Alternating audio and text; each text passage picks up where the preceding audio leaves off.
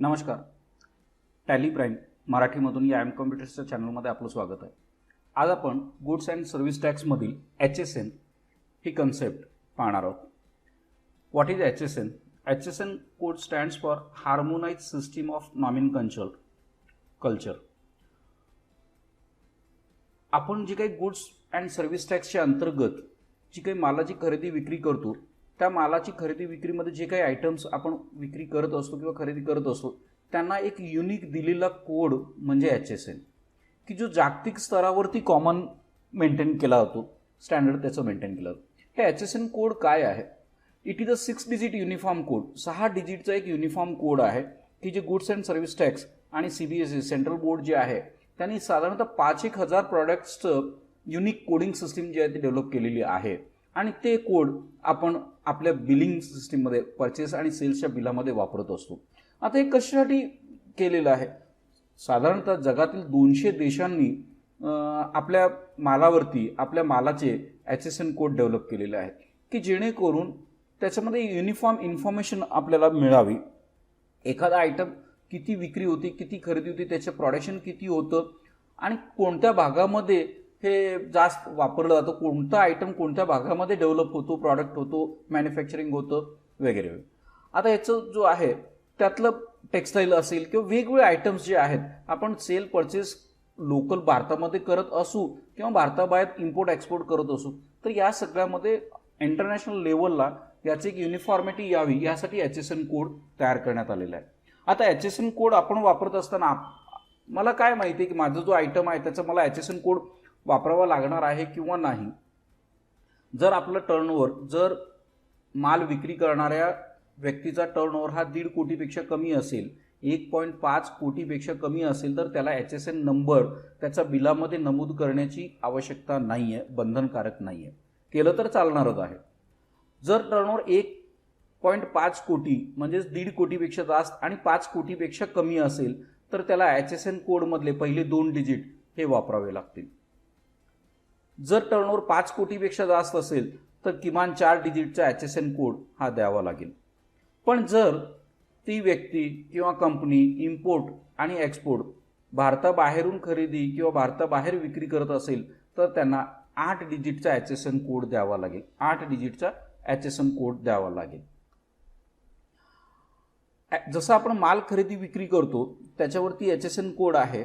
आता हे HSN code का केलेले आहेत आणि त्याच्यामध्ये हे 2 डिजिट, 4 डिजिट, 6 डिजिट, 8 डिजिट या पद्धतीनं का केलेले आहेत? तर त्याचं कारण असं की टेक्स्टाईल इंडस्ट्रीवरती आपल्याला जर एखादा एक्झाम्पल आपण टेक्स्टाईलचं जर घ्यायचं म्हटलं तर टेक्स्टाईल इंडस्ट्रीमध्ये टेक्स्टाईल डेव्हलपमेंट ही प्रचंड मोठ्या प्रमाणावर होते आणि ती वेगवेगळ्या स्वरूपाची आहे. मग त्याच्यामध्ये कॉटन असेल, पॉलिस्टर असेल, मॅनमेड यार्न असेल, तिन्ही पद्धतीचे यार्न वापरून असेल. ती जी डेव्हलपमेंट आहे ती हँडलूमवरती असू शकते, ऑटोलूमवरती असू शकते. ती जी टेक्स्टाईल डेव्हलपमेंट आहे ती मनुष्यबळाच्या वापरासाठी असू शकते, म्हणजे ह्युमन वेअर साठी असू शकते. For example shirting, shooting, sarees etcetera. ती जी टेक्स्टाईल डेव्हलपमेंट आहे किंवा ती जे टेक्स्टाईल प्रोडक्शन आहे ते इंडस्ट्रीमध्ये वापरण्यासाठी असू शकतं, ते मेडिकलमध्ये वापरण्यासाठी असू शकतं. तर हे वेगवेगळे जे प्रकार आहेत ते वेगवेगळ्या प्रकारातलं डिटेलमधलं डेव्हलपमेंट आपल्याला कळावी, डिटेलमधला व्यवहार जो आहे तो कळावा यासाठी वेगवेगळ्या डिजिटमध्ये केलेला आहे. कॉमनली 2 डिजिटमध्ये टेक्स्टाईलमधलं प्रॉडक्ट आहे, 4 डिजिटमधलं त्यातलं सब पार्ट जो आहे तो लक्षात येतो आणि 8 डिजिट म्हटलं की त्यातलं डिटेलमध्ये हा प्रॉडक्ट कोणता आहे हे कळतं. जो माल आपण खरेदी विक्री करतो त्याचा HSN नंबर कसा फाइंड आउट करायचं, काय करायचं हे सुद्धा आपण पाहणार आहोत. पण जर समजा आपण माल खरेदी विक्री करत नसू, आपण सेवा देत असू, तर त्याच्यासाठी कोणता नंबर आहे किंवा त्याला काय म्हटलं जातं तर त्याला SAC सर्व्हिस अकाउंटिंग कोड असं म्हटलं जातं. CBSE सेंट्रल बोर्ड जे आहे त्या सेंट्रल बोर्डने वेगवेगळ्या सर्व्हिसेस ज्या दिल्या जातात त्याच्यासाठी जे कोड, युनिक कोड आपल्याला ठरवून दिलेले आहेत ते आपण पाहणार आहोत. ते पाहण्यासाठी आपण वेगवेगळ्या वेबसाईट्सना भेटी देणार आहोत. त्यातली पहिली वेबसाईट services.gst.gov.in, cleartax.in किंवा cbic-gst.gov.in या वेबसाईटना भेटी दिला असता आपल्याला HSN कोड, SAC कोड हे फाइंड आउट करता येते. चला तर आपण काही वेबसाईट्सना भेटी देऊया. google.com वरती आपण आलेलो आहोत आणि आपल्याला आता GST goods and service tax gst.gov.in या वेबसाईटला डायरेक्टली आपण येऊ शकतो. तर goods and service tax he website आपल्याला मिळेल. या वेबसाईटवरती गुड्स अँड सर्व्हिस टॅक्सबद्दल सर्व माहिती आपल्याला दिलेली आहे. तारखा, वेगवेगळ्या तारखा ज्या काही आहेत की ज्या तारखेला आपल्याला सबमिशन्स करायचे आहेत त्या अपकमिंग डेट, ड्यू डेटची माहिती सुद्धा इथं, GSTR कोणतं रिपोर्ट कधी भरायचं आहे त्याची माहिती सुद्धा आपल्याला इथं मिळते. वेगवेगळे सर्व्हिसेस कोड, आणखीन बाकीचे डिटेल्स जर आपल्याला सर्च करायचे असतील तर आपण services, user service, search HSN code याच्यावरती आपण येऊ. याच्यावरती आल्यानंतर आता आपण सर्वच जण ब्लँक पेपर वापरतो, प्रिंटरवरती जो प्रिंटिंग करण्यासाठी पेपर वापरतो त्याचा साधारणतः कोड जो आहे तो 4802 आहे. तो 4802 टाईप केलं की आपल्याला त्याचे डिटेल्स मिळतील. हँडमेड पेपर, पेपर बोर्ड असू शकतं, paper and paper board of kind use. आता हा जो 4802 आहे तो साधारणतः ह्या सर्व कामांसाठी वापरला जाणारा पेपर आहे. Uncoated paper and paper board of a kind of writing, printing and other graphic purpose याच्यासाठी. त्याच्यामध्ये जर डिटेलमध्ये गेला, हँडमेड पेपर असेल तर त्याला 10 हे 2 डिजिट अजून वाढलेले आहेत. आता पेपरचं ग्रॅमेज जे आहे, जर समजा तो 70 GSM 80 GSM असेल तर 4802च्या पुढं 56, 40 ते 150 GSMच्या पेपरसाठी 56 हा 2 डिजिट आणखीन डिटेल वाढलेले आहेत. 150च्या पुढं असेल तर 58 हे 2 डिजिट त्याच्यामध्ये ॲडिशन वाढलेले आहेत. म्हणजे का इन डिटेलमध्ये त्याचं किती डिटेल आहे तर हे पुढं जर तुम्ही गेलात तर अजून त्याच्यामध्ये डिटेल्समध्ये आपल्याला पेपरचे डिटेल्स दिलेले आहेत. तर या पद्धतीनं हा आपल्याला HSN कोड जो आहे तो फाइंड आउट करता येतो. समजा आपण 4901 असं मी दिलं तर काय आहे, printed books, brochures, leaflets, printed books, brochures, leaflet त्याच्यावरती क्लिक केलं की त्याच्यामध्ये 6 डिजिटची परत आणखीन दिलेलं आहे आणि त्याच्या पुढे अजून डिटेल्समध्ये 8 डिजिटचा नंबरही दिलेला.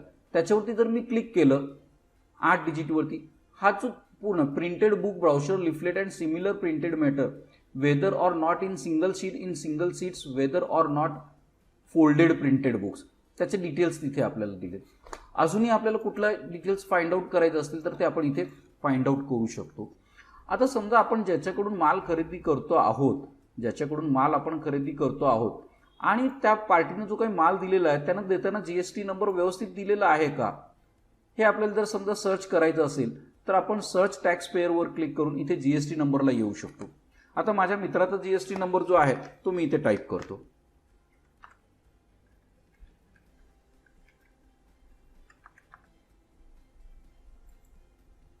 अक्षय एंटरप्राइजेस, नंदकुमार अकोळे. त्याचे डिटेल्स केव्हापासून आहे, काय आहे, म्हणजे हा नंबर जो आहे तो व्यवस्थित आहे. ते कुठल्या गोष्टींमध्ये डील करतात त्याचंही इथे डिटेल्स आपल्याला दिलेलं आहे. कम्प्युटरशी रिलेटेड असेल तर अजून आपण एखादा पाहू शकतो किंवा दुसरा एक आपण सर्च करूया.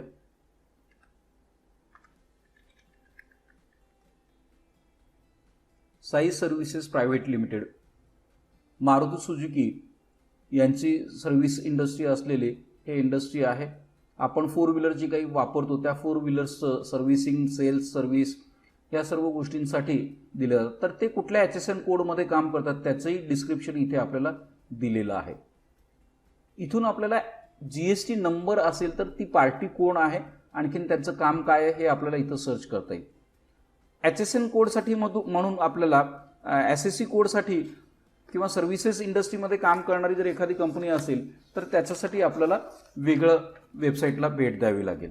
GST रिटर्न भरण्यासाठी ऑफलाईन टूल सुद्धा आपल्याला इथे दिलेलं आहे. GSTR 1, 2, 3 हे रिटर्न्स आपल्याला चेकआउट करण्यासाठी वेगवेगळ्या प्रकारचे ऑफलाईन टूल सुद्धा इथे दिलेले आहेत.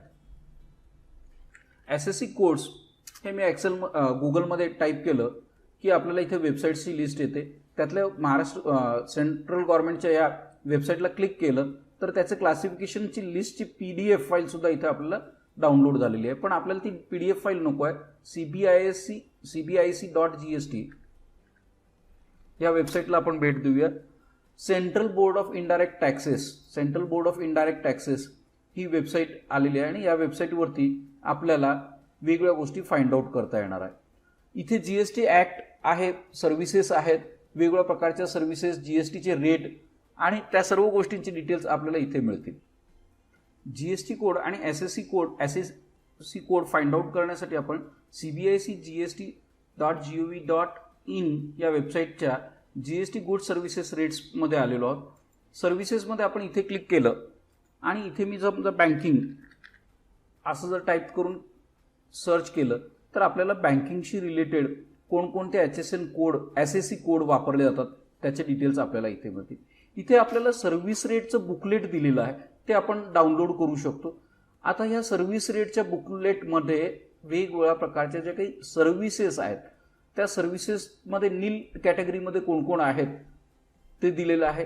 5% कॅटेगरीमध्ये कोण कोण आहेत त्याचे डिटेलमध्ये इन्फॉर्मेशन आपल्याला ह्या बुकलेटमध्ये दिलेली आहे. नील रेटेड सर्व्हिसेस, नंतर आपल्याला 5% ज्या काही सर्व्हिसेस आहेत त्याची detail, transport passenger bye rail first class railway transport आहे, AC रेडिओ टॅक्सी वगैरे आहेत त्यांना 5%चा सर्व्हिस टॅक्स जो आहे तो द्यावा लागतो अंडर GST. आपण प्रिंट मीडियामध्ये जे काही ॲडव्हर्टाइजमेंट्स देतो न्यूजपेपरमध्ये किंवा मॅगझिन्समध्ये त्याला 5% आहे. सर्व्हिसेस जॉबवर्क वेगवेगळ्या प्रकारचे प्रिंटिंगचे असतील, टेक्सटाईल यार्नचे असतील तर त्याला 5% जॉबवर्कला सर्व्हिस चार्जेस आहेत. Supply of food or drinks in restaurant 12% आहे. 5 स्टार रेस्टॉरंट्समध्ये जे काही ड्रिंक्स किंवा फूड सप्लाय केलं जातं त्याच्यावरती 12% सर्व्हिस टॅक्स हा चार्ज केला होता. तर याचे वेगवेगळ्या प्रकारचे सर्व्हिस टॅक्सचे रेट्स कोणकोणते आहेत ते आपल्याला या PDF मध्ये मिळू शकतात. GSTचे रेट्स कुठले आहेत, GSTचे रेट आयटम्स काय आहेत आणि त्याचे रेट कुठले कुठले आहेत त्याचेही डिटेलमध्ये GST कोड आणि त्याचं रेटचा चार्ट या लिस्टमध्ये पुढं आपल्याला दिलेला आहे, तो आपण वेळ काढून पाहावं. आपल्याला कन्स्ट्रक्शन सर्व्हिसचं सर्व्हिस कोड पाहायचं असेल तर कन्स्ट्रक्शन सर्व्हिस असं आपण टाईप केलं असतं, त्याचं कन्स्ट्रक्शन सर्व्हिसचं SAC कोड जो आहे 9954 असं आपल्याला दिलेला आहे. मग त्याच्यासाठी CGST किती, SGST किती, IGST किती याचे डिटेल्स सुद्धा आपल्याला इथे मिळतील.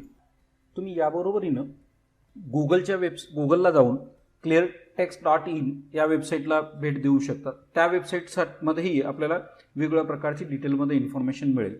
किंवा कोणत्याही आयटमचा HSN कोड SAC कोड आपल्याला हवं असेल तर गुगलमध्ये सुद्धा टाईप करून आपल्याला मिळू शकतं. ट्राय करून पहा. व्हिडिओ आवडला असेल लाईक करा, सबस्क्राईब करा आणि शेअरही करायला विसरू नका.